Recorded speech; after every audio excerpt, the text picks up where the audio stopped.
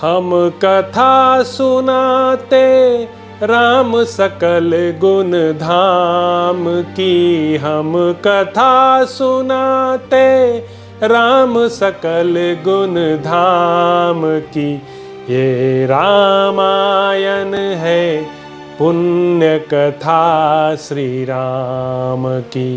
ये रामायण है पुण्य कथा श्री राम की। जम्बूदीपे भरत खंडे आर्यावर्ते भारतवर्षे एक नगरी है विख्यात अयोध्या नाम की।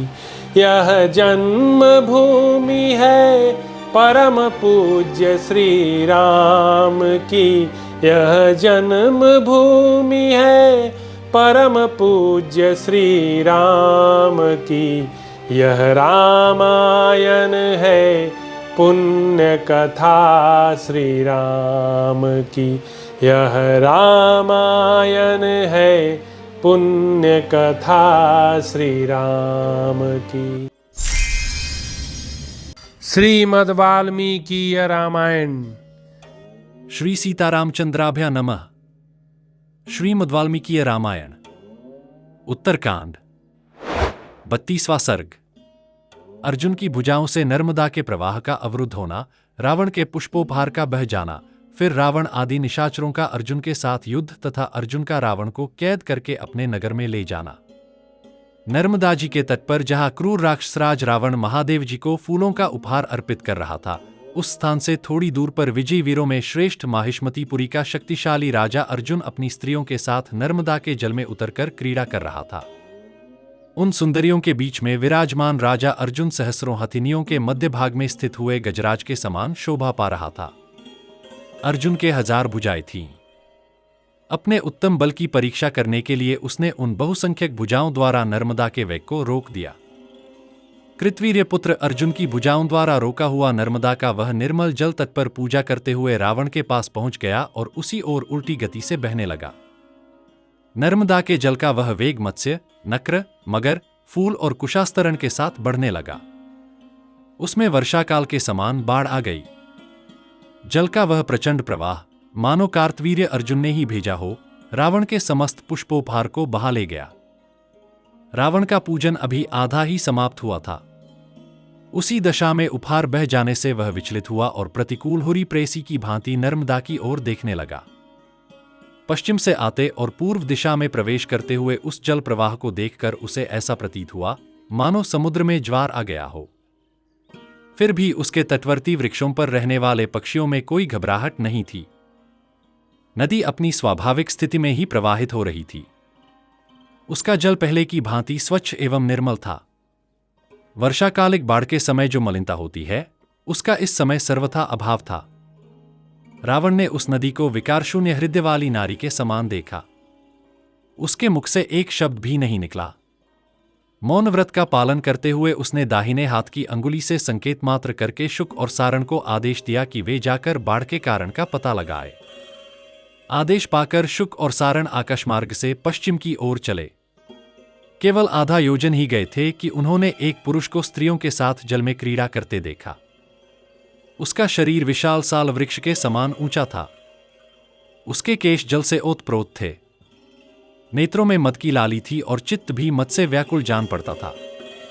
वह शत्रुमर्दन वीर अपनी सहस्र भुजाओं से नदी के प्रवाह को रोककर सहस्रों चरणों से पृथ्वी को थामे हुए पर्वत के समान शोभा पा रहा था। नवयौवना की सहस्रों सुंदरियां उसे घेरे हुए थीं, मानो सहस्रों मदमत्त हथिनियां किसी गजराज को घेरे हुए हों। इस अद्भुत दृश्य को देखकर राक्षस शुक और सारण लौटकर रावण के पास आए और बोले, राक्षसराज, यहां से थोड़ी ही दूर एक साल वृक्ष के समान विशालकाय पुरुष है, जो बांध की तरह नर्मदा के जल को रोककर स्त्रियों के साथ क्रीड़ा कर रहा है। उसकी सहस्र भुजाओं से नदी का जल थम गया है। इसी से यह समुद्र के ज्वार के समान बारंबार उमड़ रहा है। उनकी बातें सुनकर रावण बोला, वही अर्जुन है। ऐसा कहकर वह युद्ध की लालसा से उसी ओर चल पड़ा। रावण के चलते ही धूल और भारी कोलाहल के साथ वायु प्रचंड वेग से चलने लगी। बादलों ने रक्त बिंदुओं की वर्षा करके एक बार ही भयंकर गर्जना की। इधर राक्षसराज रावण महोदर, महापार्श्व, धूम्राक्ष, शुक और सारण को साथ लेकर उस स्थान की ओर चला जहां अर्जुन क्रीड़ा कर रहा था। काजल के समान काला वह बलवान राक्षस थोड़ी ही देर में नर्मदा के उस भयंकर जलाशय के पास पहुंच गया। वहां पहुंचकर उसने गजराज के समान स्त्रियों से परिवेष्टित महाराज अर्जुन को देखा। अर्जुन को देखते ही रावण के नेत्र रोष से लाल हो गए। अपने बल के घमंड से उद्दंड हुए राक्षसराज ने अर्जुन के मंत्रियों से गंभीर वाणी में कहा, मंत्रियों, जाकर हैहराज से कहो कि रावण उससे युद्ध करने आया है। रावण की बात सुनकर अर्जुन के मंत्री शस्त्र लेकर खड़े हो गए और रावण से बोले, वाह रावण, तुम्हें युद्ध के अवसर का बड़ा ज्ञान है। हमारे महाराज जब मदमत्त होकर स्त्रियों के बीच क्रीड़ा कर रहे हैं, ऐसे समय तुम युद्ध के लिए उन्हें ललकार रहे हो। जैसे कोई व्याघ्र मैथुनरथ हथिनियों के बीच खड़े गजराज से जूझना चाहे, वैसे ही तुम हमारे महाराज अर्जुन को चुनौती दे रहे हो। यदि तुम्हारे हृदय में युद्ध की उत्सुकता है तो आज की रात यहीं ठहरो। कल प्रातः तुम महाराज अर्जुन को रणभूमि में देख सकोगे। यदि बहुत अधीर हो तो पहले रणभूमि में हम सबको मार गिराओ, उसके बाद महाराज से युद्ध करना। यह सुनकर रावण के भूखे मंत्री अर्जुन के अमात्यों पर टूट पड़े और उन्हें मारकर खाने लगे। इससे अर्जुन के अनुयायियों और रावण के मंत्रियों का नर्मदा तट पर बड़ा कोलाहल होने लगा। अर्जुन के योद्धा बाणों, तुमरों, भालों, त्रिशूलों और वज्रकर्षण नामक शस्त्रों से चारों ओर से धावा करके रावण सहित राक्षसों को घायल करने लगे। ऐहिराज के योद्धाओं का वेग नाकों, मत्स्यों और मगरों सहित समुद्र की भीषण गर्जन के समान भयंकर प्रतीत हो रहा था। रावण के मंत्री प्रहस्त, शुक और सारण आदि कुपित हो अपने पराक्रम से कार्तवीर्य अर्जुन की सेना का सहार करने लगे। तब अर्जुन के सेवक भयभीत होकर क्रीड़ा में लगे अर्जुन से आकर बोले, महाराज, रावण आपके मंत्री और अनुचरों का सहार कर रहा है। यह सुनते ही अर्जुन ने अपनी स्त्रियों से कहा, डरो मत। फिर वह नर्मदा के जल से बाहर निकला, जैसे गजराज हथिनियों के साथ गंगा जी से बाहर निकले। उसके नेत्र क्रोध से रक्तवर्ण हो गए। वह अर्जुन रूपी अग्नि प्रलयकाल के महाभयंकर पावक की भांति प्रज्वलित हो उठा। सोने का सुंदर बाजूबंद पहने हुए वीर अर्जुन ने तुरंत गदा उठा ली और राक्षसों पर टूट पड़ा, मानो सूर्यदेव अंधकार पर आक्रमण कर रहे हों। सहस्र भुजाओं से घुमाई जाने वाली वह विशाल गदा उठाकर गरुड़ के समान तीव्र वेग से अर्जुन निशाचरों पर टूट पड़ा। उस समय मूसलधारी प्रहस्त, जो विंध्यगिरि के समान अविचल था, उसका मार्ग रोककर खड़ा हो गया, ठीक वैसे ही जैसे पूर्व काल में विंध्याचल ने सूर्यदेव का मार्ग रोक लिया था। मद से उद्दंड प्रहस्त ने कुपित होकर अर्जुन पर लोहे से मढ़ा हुआ भयंकर मूसल चलाया और काल के समान भीषण गर्जना की। प्रहस्त के हाथ से छूटे हुए उस मूसल के अग्रभाग में अशोक पुष्प के समान लाल रंग की आग प्रकट हो गई, जो जलाती हुई सी प्रतीत हो रही थी। किंतु कार्तवीर्य अर्जुन इससे तनिक भी भयभीत नहीं हुआ। उसने अपनी ओर वेगपूर्वक आते हुए उस मूसल को गदा मारकर पूर्णत विफल कर दिया। तत्पश्चात गदाधारी हैहराज, जिसे 500 भुजाओं से उठाकर चलाया जाता था, उस भारी गदा को घुमाता हुआ प्रहस्त की ओर दौड़ा। उस गदा के प्रचंड प्रहार से आहत होकर प्रहस्त तत्काल पृथ्वी पर गिर पड़ा, मानो कोई पर्वत इंद्र के वज्र का आघात पाकर ढह गया हो। प्रहस्त को धराशायी देख मारीच, शुक, सारण, महोदर और धूम्राक्ष रणभूमि से भाग खड़े हुए। प्रहस्त के गिरने और अमात्यों के भाग जाने पर रावण ने नृपश्रेष्ठ अर्जुन पर धावा किया। फिर तो 1000 भुजाओं वाले नरनाथ और 20 भुजाओं वाले निशाचरनाथ में वहां भयंकर युद्ध आरंभ हो गया, जो रोंगटे खड़े कर देने वाला था। वे विक्षुब्ध हुए 2 समुद्रों के समान, जड़े हिलते हुए 2 पर्वतों के समान, प्रज्वलित 2 तेजस्वी आदित्यों के समान, दाहक अग्नियों के समान, बल से उन्मत्त हुए 2 गजराजों के समान, कामवासना के कारण लड़ते हुए 2 साड़ों के समान, गर्जन करते हुए 2 मेघों के समान, उत्कट बलशाली 2 सिंहों के समान और क्रोध से भरे हुए रुद्र तथा कालदेव के समान प्रतीत हो रहे थे। अर्जुन और रावण गदा लेकर एक दूसरे पर गहरी चोटें करने लगे। जैसे पूर्व काल में पर्वतों ने वज्र के भयंकर आघात सहे थे, उसी प्रकार अर्जुन और रावण गदाओं के प्रहार सहन कर रहे थे। उनकी गदाओं के आघात से संपूर्ण दिशाएं प्रतिध्वनित हो उठीं, जैसे बिजली की कड़क से आकाश गूंज उठता है। अर्जुन की गदा जब रावण की छाती पर गिरती तो उसका वक्षस्थल सुवर्ण की प्रभा से प्रकाशित हो जाता, और जब रावण की गदा अर्जुन की छाती पर पड़ती तो वह किसी महान पर्वत पर गिरने वाली उल्का जैसी चमक उत्पन्न कर देती। न अर्जुन थकता था, न ही राक्षसों का राजा रावण। पूर्व काल में इंद्र और बलि के मध्य जैसा युद्ध हुआ था, वैसा ही दोनों का संग्राम प्रतीत होता था। जैसे सांड अपने सींगों से और हाथी अपने दांतों से प्रहार करते हैं, उसी प्रकार अर्जुन और रावण गदाओं से परस्पर चोट कर रहे थे। इसी बीच अर्जुन ने कुपित होकर रावण के विशाल वक्षस्थल पर दोनों स्तनों के बीच में अपनी पूरी शक्ति से गदा मारी, परंतु रावण वरदान के प्रभाव से सुरक्षित था।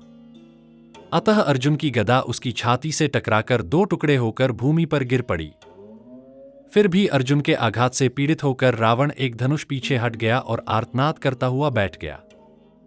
दशग्रीव को व्याकुल देख अर्जुन ने सहसा उछलकर उसे पकड़ लिया, मानो गरुड़ ने झपट्टा मारकर सर्प को दबोच लिया हो।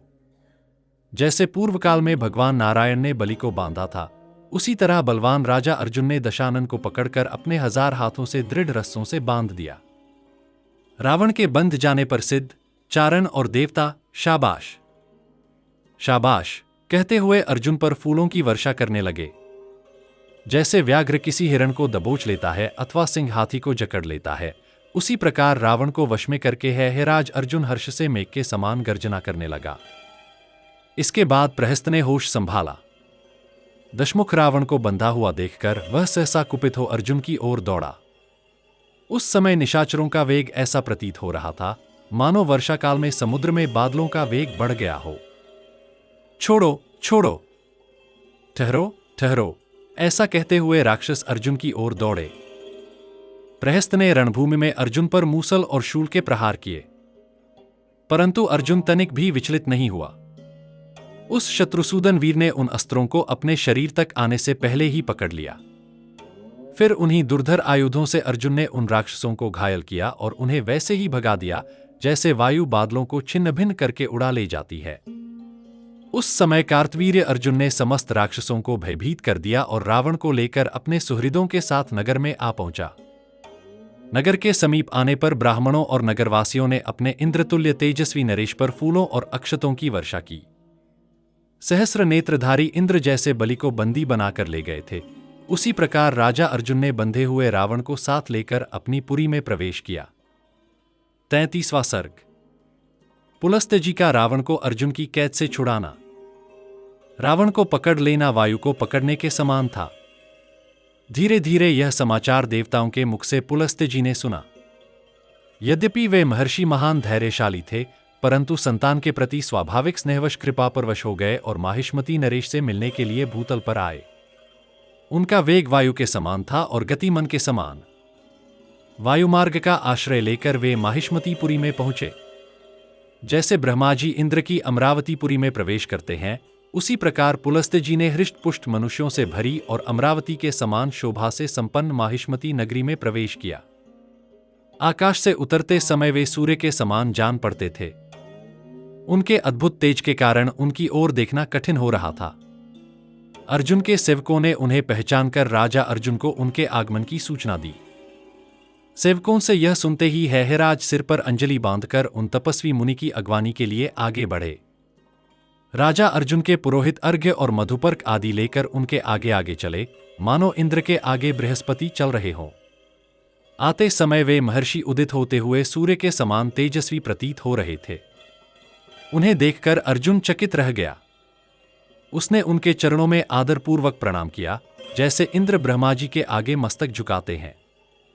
ब्रह्मर्षि को पाद्य, अर्घ्य, मधुपर्क और गौ समर्पित करके अर्जुन ने हर्षगदगद वाणी में कहा, द्विजेंद्र, आपका दर्शन अत्यंत दुर्लभ है, तथापि आज मैं आपके दर्शन का सुख पा रहा हूं।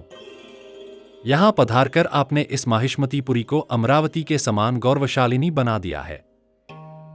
बना दिया। देव, आज मैं आपके देववंद्य चरणों की वंदना कर रहा हूं, अतः आज ही मैं वास्तव में सकुशल हूं।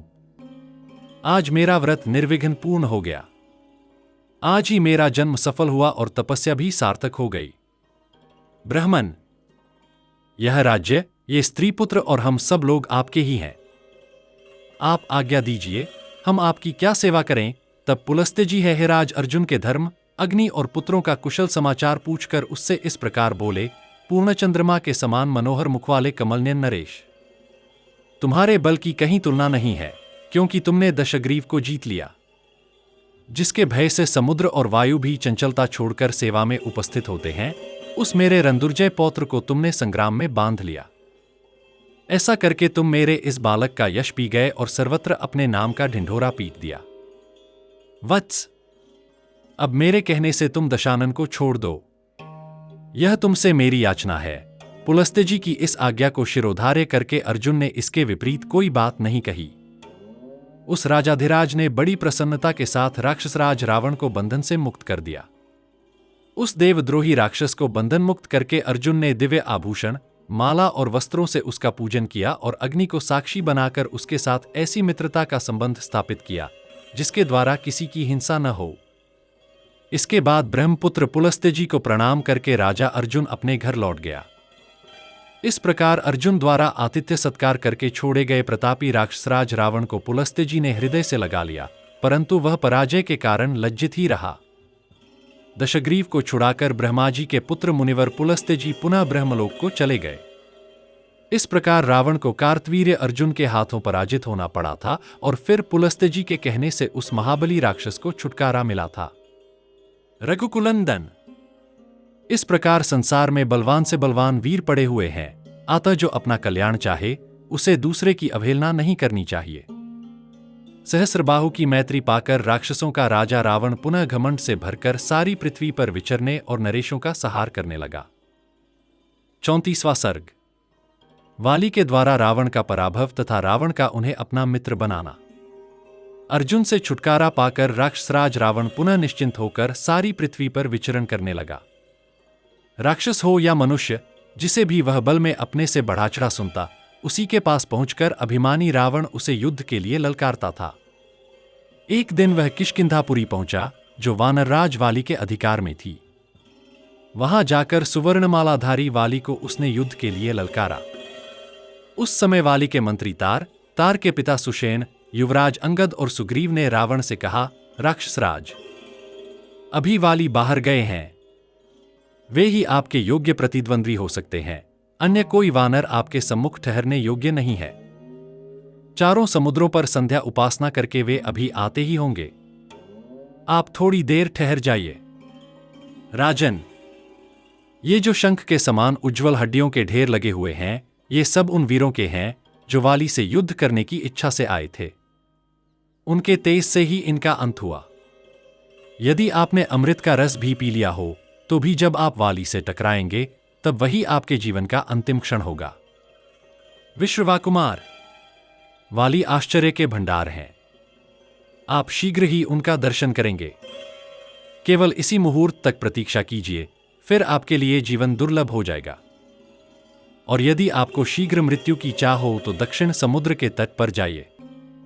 वहां आपको पृथ्वी पर स्थित अग्निदेव के समान दीप्तिमान वाली का दर्शन होगा। मंत्री के वचनों से क्रुद्ध होकर रावण ने उसे भला बुरा कहा और पुष्पक विमान पर आरूढ़ होकर दक्षिण समुद्र की ओर चला गया।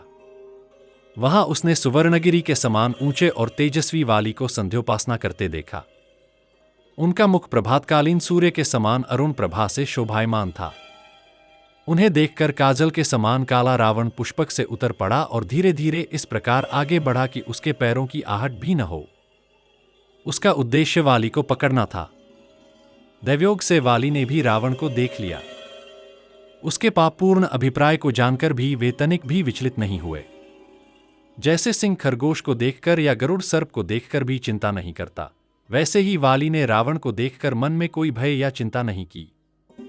उन्होंने निश्चय किया, जब यह पापात्मा मुझे पकड़ने के लिए निकट आएगा तब मैं इसे कांख में दबाकर लटका लूंगा और इसे लिए हुए शेष तीनों महासागरों का भ्रमण कर आऊंगा। इसकी जांघें, हाथ पैर और वस्त्र सब अस्तव्यस्त हो जाएंगे। यह मेरी कांख में दबा हुआ होगा और लोग इसे गरुड़ के पंजे में दबे हुए सर्प के समान लटकते देखेंगे। यह सोचकर वानरराज वाली मुनियों के समान मौन होकर वैदिक मंत्रों का जप करते हुए सुमेरु पर्वत की भांति स्थिर खड़े रहे। इसी बीच बल के अभिमान से भरे वानरराज और राक्षसराज दोनों एक दूसरे को पकड़ने के लिए उत्सुक हो गए। रावण जब हाथ बढ़ाकर पकड़ने को हुआ तभी वाली ने सहसा उसे इस प्रकार जकड़ लिया जैसे गरुड़ सर्प को दबोच लेता है। रावण को कांख में दबाए वाली महान वेग से आकाश में उछल पड़े। रावण नखों से बारंबार वाली को चोट पहुंचाता रहा, फिर भी जैसे वायु बादलों को उड़ा ले जाती है, वैसे ही वाली उसे दबाए फिरते रहे।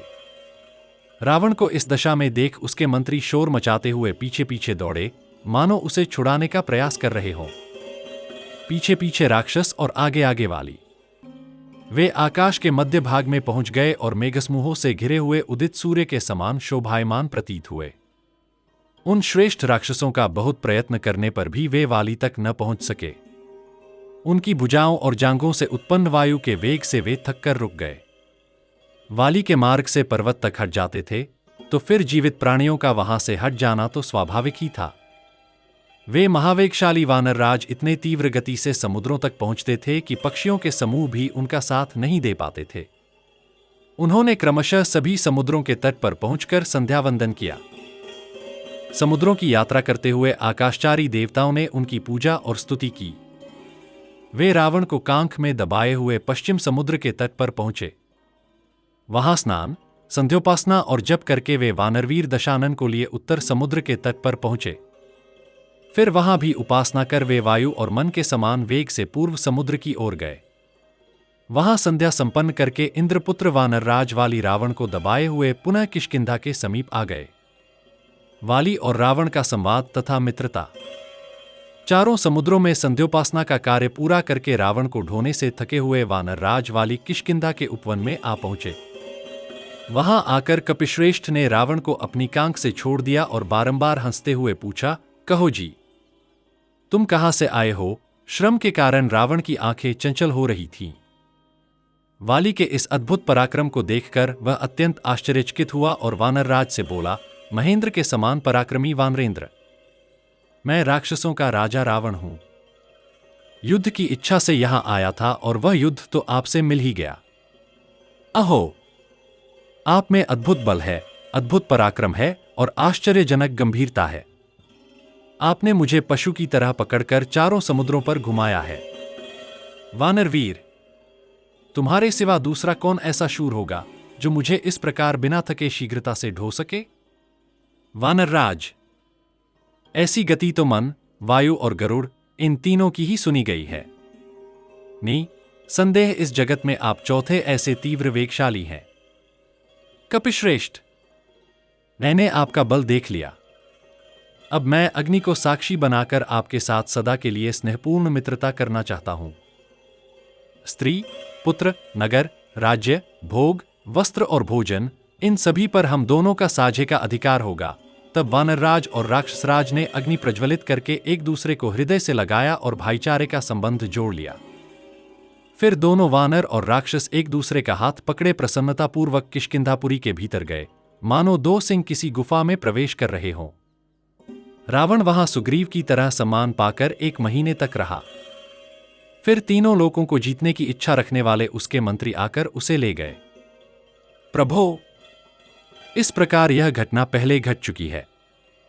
वाली ने रावण को हराया और फिर अग्नि के समीप उसे अपना भाई बना लिया। 35वां सर्ग। हनुमान जी की उत्पत्ति और बाल्य लीला। वाली रावण की कथा सुनने के बाद भगवान श्रीराम ने हाथ जोड़कर दक्षिण दिशा में निवास करने वाले अगस्त्य मुनि से विनयपूर्वक कहा, महर्षि, इसमें संदेह नहीं कि वाली और रावण के बल की तुलना कठिन है, परंतु मेरा विचार है कि इन दोनों का बल भी हनुमान जी के बल की बराबरी नहीं कर सकता।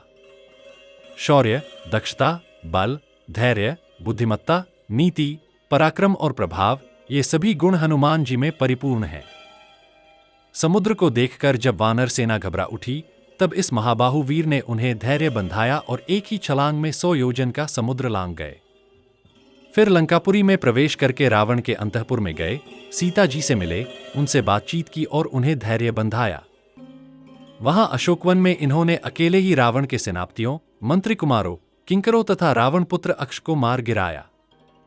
इसके बाद मेघनाद के नागपाश से बंधे और स्वयं ही मुक्त हो गए। तत्पश्चात रावण से संवाद किया और लंकापुरी को जलाकर भस्म कर दिया। युद्ध में हनुमान जी का जो पराक्रम देखा गया, वैसा न तो काल का, न इंद्र का, न भगवान विष्णु का और न वरुण का ही सुना जाता है। मुनीश्वर, मैंने इन्हीं के बाहुबल से विभीषण को लंका, शत्रुओं पर विजय, अयोध्या का राज्य, सीता, लक्ष्मण, मित्र और बंधुजनों को प्राप्त किया है। यदि मुझे वानरराज सुग्रीव के सखा हनुमान न मिलते तो जानकी का पता लगाने में भी कौन समर्थ हो सकता था। जब वाली और सुग्रीव में विरोध हुआ, तब सुग्रीव को प्रिय करने के लिए इन्होंने वाली को दावानल की तरह क्यों नहीं भस्म कर डाला, यह मेरी समझ में नहीं आता। मैं तो ऐसा मानता हूं कि उस समय हनुमान जी को अपने बल का भान ही नहीं था। इसी से वे अपने प्राणों से भी प्रिय सुग्रीव को कष्ट उठाते देखते रहे। हे देववंद्य महामुने, आप हनुमान जी के विषय में विस्तार पूर्वक यथार्थ कथन कीजिए। श्री रामचंद्र जी के यह युक्तियुक्त वचन सुनकर महर्षि अगस्त्य जी हनुमान जी के सामने ही बोले, रघुकुल तिलक राम, आप हनुमान जी के विषय में जो कुछ कहते हैं वह सब सत्य है। बल, बुद्धि और गति में इनकी बराबरी करने वाला दूसरा कोई नहीं है। शत्रुसूदन रघुनंदन, मुनियों ने इन्हें यह शाप दिया था कि बल होते हुए भी अपने बल का स्मरण इन्हें नहीं होगा। महाबली राम, बचपन में भी इन्होंने जो कर्म किए उनका वर्णन कठिन है। उन दिनों वे बाल भाव से अनजान रहते थे। यदि आप हनुमान जी का चरित्र सुनना चाहते हैं तो चित्त एकाग्र कीजिए, मैं सब बताता हूं। सुमेरु नामक सुवर्णमय पर्वत पर हनुमान जी के पिता केसरी राज्य करते थे। उनकी प्रियतमा पत्नी अंजना थी। वायुदेव ने उनके गर्भ से एक उत्तम पुत्र को जन्म दिया। जब अंजना ने इन्हें जन्म दिया, उस समय इनका वर्ण पिंगल था, जैसे शीतकाल में धान के अग्रभाग का रंग होता है। एक दिन माता अंजना फल लाने के लिए वन में गईं। उस समय माता से बिछुड़कर भूख से व्याकुल शिशु हनुमान जोर जोर से रोने लगे। उसी समय उन्हें आकाश में उदित लाल सूर्य देव दिखाई दिए। बालक ने उन्हें कोई फल समझा और फल पाने की लालसा से सूर्य की ओर छलांग लगाई। वे आकाश में उड़ते उड़ते सूर्य को पकड़ने के लिए बढ़े जा रहे थे। उनकी यह बालीला देखकर देवता, दानव और यक्ष आश्चर्यचकित हो उठे। वे सोचने लगे, वायु का यह पुत्र जिस प्रकार उड़ रहा है, वैसा वेग न वायु में है, न गरुड़ में और न मन में ही है। यदि बाल्यावस्था में इसका ऐसा पराक्रम है तो यौवन में इसका बल कैसा होगा।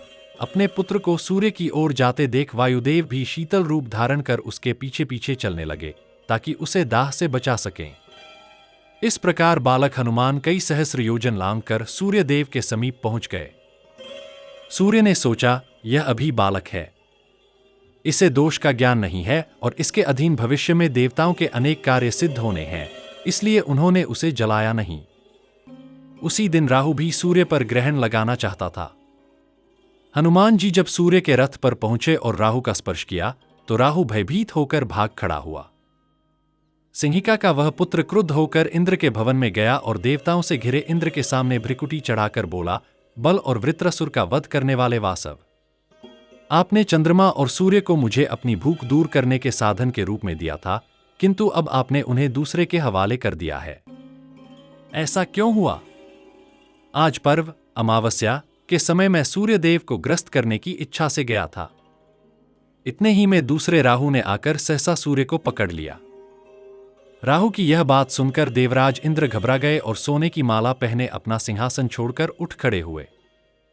फिर कैलाश शिखर के समान उज्ज्वल, 4 दांतों से विभूषित, मद की धारा बहाने वाले, भांति भांति के श्रृंगार से युक्त, बहुत ही ऊंचे और सुवर्णमय घंटा के नादरूप अट्टहास करने वाले गजराज ऐरावत पर आरूढ़ होकर देवराज इंद्र राहु को आगे करके उस स्थान पर गए जहां हनुमान जी के साथ सूर्यदेव विराजमान थे। इधर राहु इंद्र को छोड़कर बड़े वेग से आगे बढ़ गया।